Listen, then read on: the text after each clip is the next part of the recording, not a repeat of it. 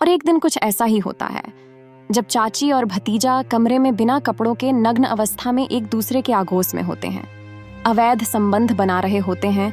तभी युवक के चाचा यानी महिला का पति पहुंच जाता है और अपनी पत्नी को भतीजे के साथ बंद कमरे में नग्न अवस्था में बिस्तर पर एक दूसरे के साथ लिपटा देख लेता है। फिर हुआ कुछ ऐसा जिसे सुन आपके पैरों तले से जमीन खिसक जाएगी। आज की यह जो सच्ची घटना आपको बताने जा रहे हैं, यह उत्तर प्रदेश के मुरादाबाद जिले की। दरअसल मुरादाबाद जिले में ठाकुरद्वारा कोतवाली क्षेत्र के एक गांव में राजीव कश्यप नाम का एक व्यक्ति रहता है।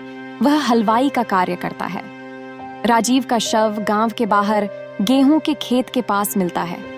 घटना की जानकारी पुलिस को दी जाती है और पुलिस मामले में राजीव कुमार के भाई पदम सिंह के तहरीर पर केस दर्ज कर हर पहलुओं पर जांच शुरू करती है। जांच के दौरान पुलिस ने मोबाइल सीडीआर आदि खंगालना शुरू किया तो शक की सुई राजीव कुमार के भतीजे सुशील कुमार पर गई, जिसके बाद सुशील कुमार और उसके एक दोस्त गौरव शर्मा को हिरासत में लेकर पुलिस पूछताछ शुरू करती है।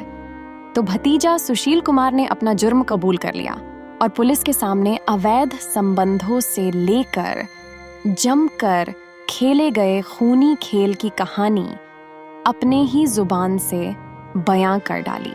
आरोपी सुशील कुमार ने पुलिस को बताया कि उसका चाची से अवैध संबंध था। वह अक्सर चोरी छिपे घर में ही मिलते थे और अवैध संबंध बनाते थे। अवैध संबंधों के बारे में चाचा राजीव को पता चल गया था। 1 माह पूर्व राजीव कुमार ने अपनी पत्नी को भतीजे सुशील के साथ जब पकड़ लिया, उस वक्त दोनों की पिटाई भी कर दी।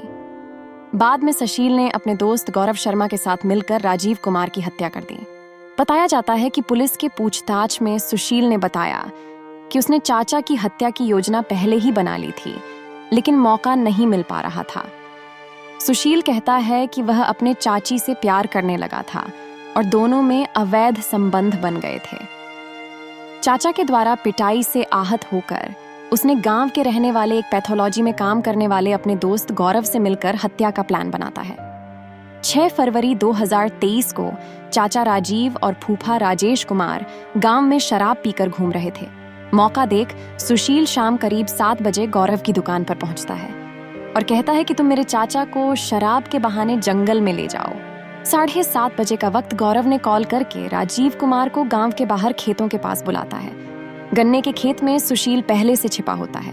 इसके बाद गौरव राजीव का मुंह और गला दबा देता है और इसी दौरान सुशील ने हथौड़े से चाचा के माथे पर ताबड़तोड़ वार कर देता है।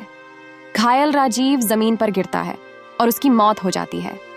किसी को शक न हो इसलिए चाचा की मोबाइल पास के ही एक स्कूल के पीछे ले जाकर फेंक देता है।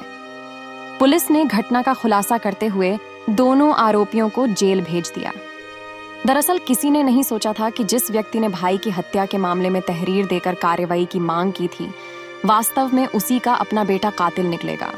अब यह वाकया सुन इस कहानी को सुनाने का उद्देश्य किसी को परेशान करना नहीं है, किसी का दिल दुखाना नहीं है, बल्कि आपको सचेत करना है।